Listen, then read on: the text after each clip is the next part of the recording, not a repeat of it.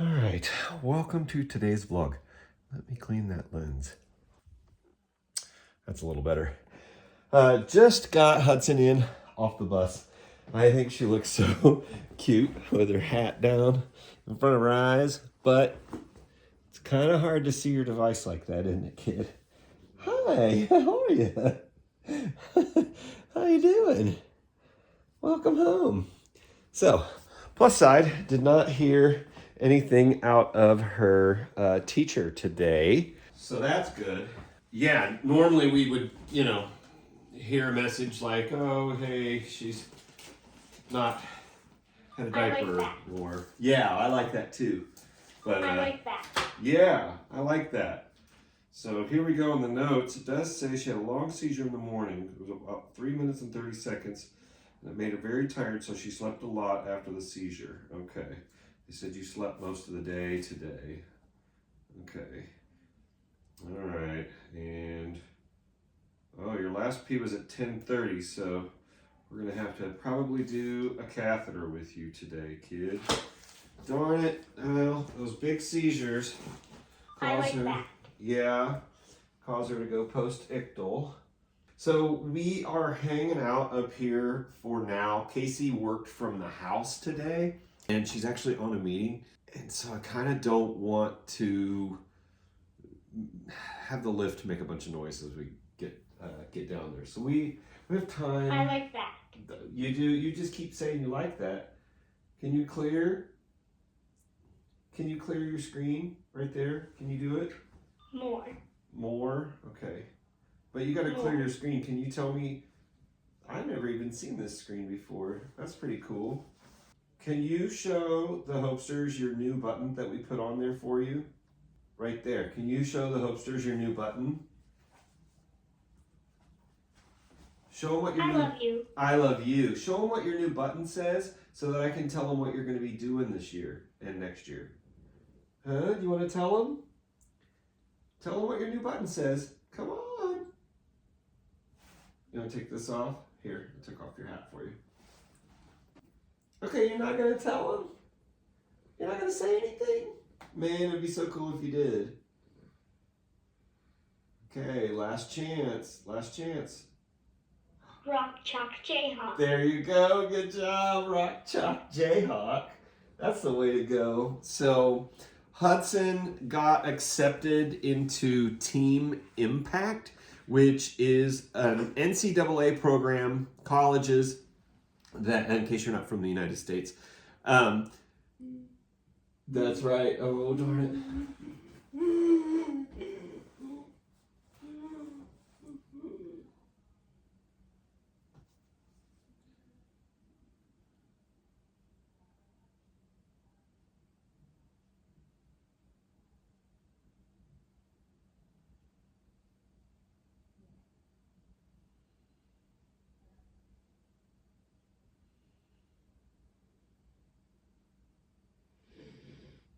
There you go. So, it's actually sidebar here because she just had a seizure, and you saw that I used the magnet to swipe on her VNS device. She actually is getting surgery this coming Friday. Today's Tuesday. This coming Friday, she's getting her surgery to get the battery replaced, which it's been 3 years ago. So we're going in tomorrow for pre-admission testing. And then we don't know what time we're going on Friday for her surgery, but Hudson is getting her VNS device battery, changed this week. So we are doing a surgery this week. So you'll see a couple of episodes about that coming up. So kids with special needs get to basically join the team. And so at least twice a month during the season, Hudson will be signing with the Kansas University, KU, women's softball team. So Hudson is now going to be a Jayhawk, even though we've been like Wildcat K-Staters around here. We've started to get used to cheering for KU. We're gonna have to anyway. My family, they're huge KU fans. She got a bunch of KU stuff for Christmas. Some of the girls actually sent a video to Hudson, so check that out here. Hi, Hudson. Welcome to the Jayhawk family. Hi Hudson, we are so excited that you are now a part of our team, and we just wanted to introduce ourselves real fast. So I'm Lizzie. Hi Hudson, I'm Katie. Hi, I'm Anna. Hi, I'm Jaden. We are so excited to meet you. Pretty cool, right? And so we sent a response, and so we had to get her to use her device, and so she, so here, check that out. Are you excited? I know you're excited. You keep smiling when we talk about it. Oh my gosh, kid. What's it say? What's it say? It's right there in the middle. Can you get it? It's right here. Rock Chalk Jayhawk. Woo! Way to go! And so we're just getting them introduced to each other, and yeah, Hudson's gonna be part of the girls softball team at KU. So we had to put the button on there for her to cheer. Go Chiefs. Yeah, go Chiefs. That's right. Had to put the one on there that allows her to cheer for the Jayhawks. It's Rock Chalk Jayhawk. I don't know. I'm gonna learn why, but yeah, that's the K. That's one of the KU chants. Anyway, I think enough time has gone by. I don't hear Casey talking down there, so I think I can sneak Hudson downstairs. Okay, she's off. She says for the day, right? Yeah, I'm done. Okay, awesome. I mean, I'm still worried you guys don't have any more questions. Right. Hi, Hudson Ann. So I was just telling the Hopesters about Team Impact a little bit and showed them yeah. the video of the girls telling Hudson hi and Hudson's response. So kind of exciting. It's really exciting. I'm super ready for them to tell us when her signing day is. I know. So that we can show you guys who the team is and all that stuff. It's a really good group of girls. Their coach has been super nice. We've been communicating with them over email. So yeah, we're really excited. I think she's more excited though. But if you're in the United States or NCAA, are there Canada teams? I don't think so. No, it's all United States. National would be the U.S. Yeah, national would be the key word in NCAA. Okay. National Collegiate Athletics Association. Got it. Yeah. So, but if you're in the United States and you're a special needs parent, you got a kid between what age? 6 and 16, and they have to have a chronic illness or a disability that is not going away or life-threatening. Did you hear that? Yeah, girl, we're talk. So anyway, look into it in your area. You never know. By the way, Hudson got a gift from Santa for her lift, by the way. So it's in here in the drawer, but the other day we used it. She's going to be going in for her appointment, and they always want a weight on her, and you're getting big, right, kid? So Santa gave her a scale that hooks onto the lift. Okay, so it's on. Okay, I gotta change it to there. Okay, 82.2. Not as heavy as I thought. 82 pounds. See how it works. I'm gonna get her changed, and then we'll sit down and chat. Okay, it is the next day, actually. Yeah, we just hung out for the evening. I was gonna jump in and have a talk with you guys, but we got kind of busy for the evening, and then we decided to go to dinner after the nurse got here. Anyway, it's the next day. Here we are. I've actually been recording a vlog today, but you'll get that in the next episode. Yeah, so I wanted to sit down and chat with you guys today. Just something that's been bugging me. Something that bugs me often, which is the fact that, well, let me just say, like, I've had some various jobs over the year. I've done a multitude of different types of jobs. I mean, mostly I've been a bartender, like 80% of my working life. But I've also unloaded cases of shoes from semi-trailers in a loading and receiving dock. I've driven forklifts. I had a desk job as a bill collector for about a year. I had to wear like a tie to work, and that was weird. I was a gopher for my dad's used car lot, and I mean, I was washing and waxing cars, and I had to go pick up parts from the junkyards and part stores and run titles to the state, and just various jobs that whatever he wanted me to do, I did. I was even changing parts on cars. Not that I was ever like a mechanic necessarily, but You know, I've switched out a few alternators and starters in my life, as well as like not just changing the wheel on a car, but like actually mounting tires on wheels, which I should not have probably been doing at 16 years old, but I was. That's actually kind of a dangerous job. And in fact, I was even like a repo man. Dad, a few times he rented used cars, and so and he sold cars like on.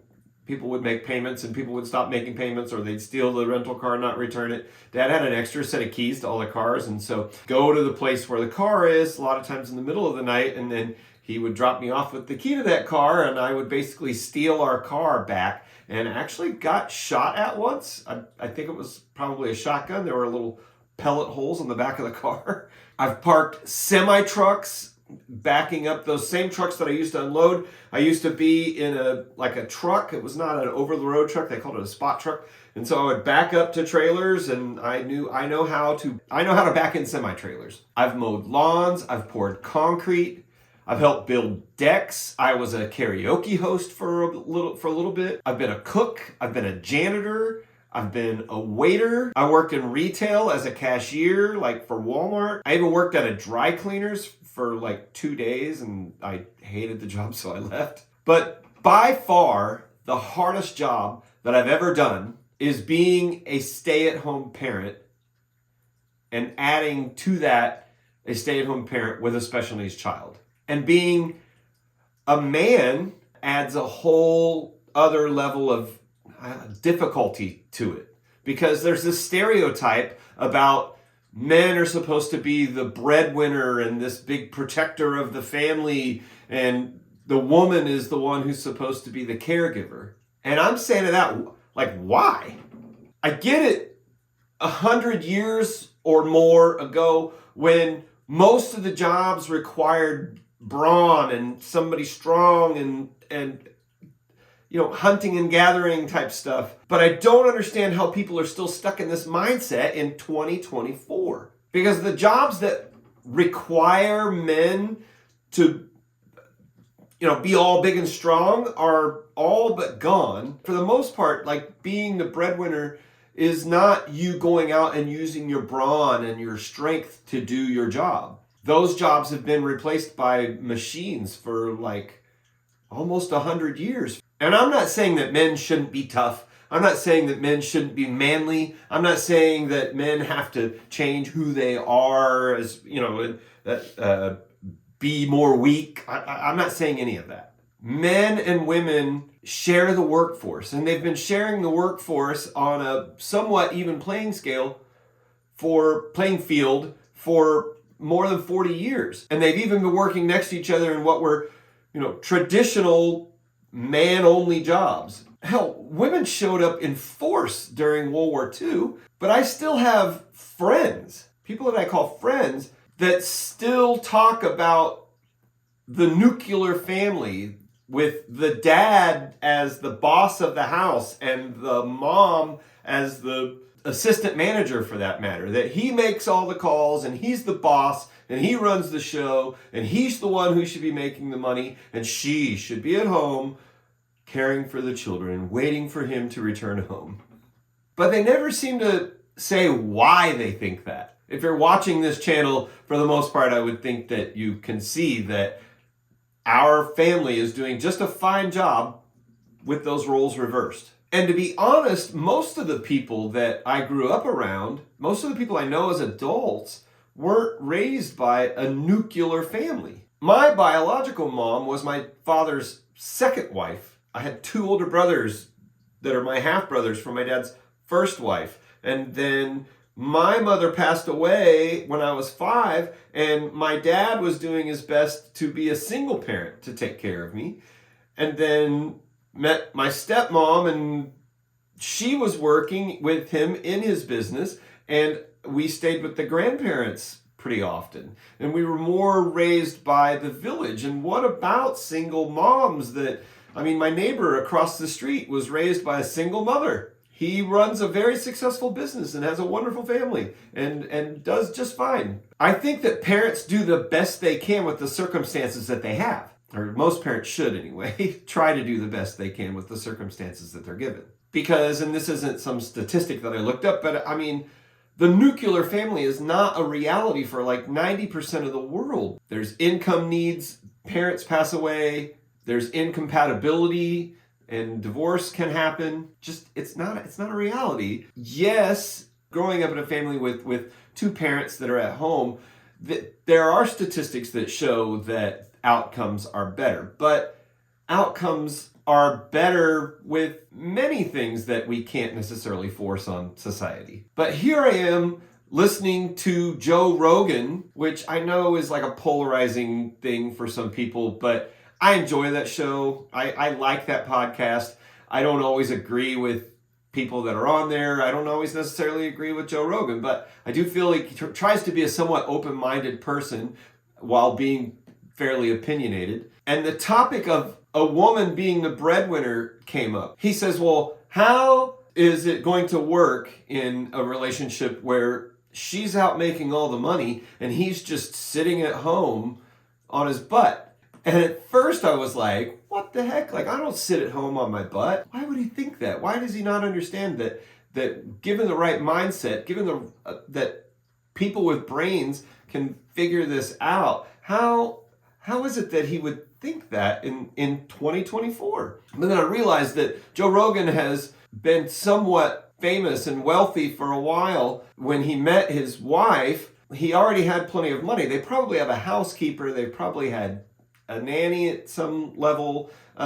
His wife probably does just sit at home. I don't know. Maybe she's an actress and she works hard. I don't know. But their world is not what 90% of the world is. He's going to come from a mindset of, well, I'm out working all day and my wife is enjoying her day and I'm out doing my job making the money.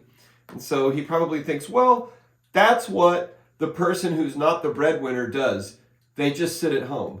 But if you've watched this channel long enough, you know that's not what I do. I think the reality for parents, whether married or single for that matter, is we have to do our own dishes and laundry and change diapers and cook meals and organize our kids' clothes because they are constantly growing out of them, and vacuum the floors and dust and take kids and dogs to various appointments and try to continually give our kids a good life.